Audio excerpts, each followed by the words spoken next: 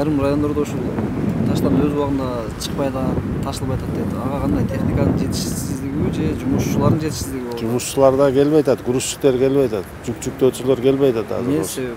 Билбейм, келбей атат. Мурун очередь болчу, азыр жок жумушчулар. Айлык маянанын азырбы? Айлык жакшы. Негизинен техникалар эле болсо шаар тазаланат да. Азыр мына келип атат техникалар бөлүнсө.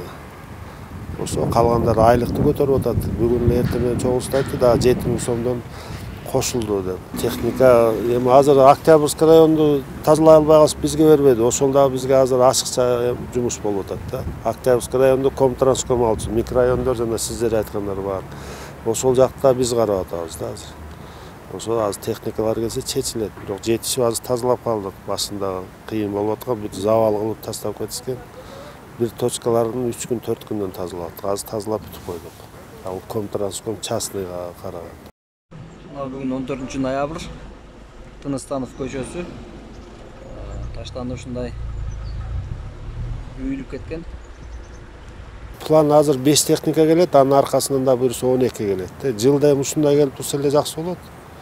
Мына быйыл уже азыр уже 5 техника келет, азыр аркасынан да 12 техника келет. Тендер өттү, договор заключить этсем ал техникалар келет. Буюрса жакшы болот.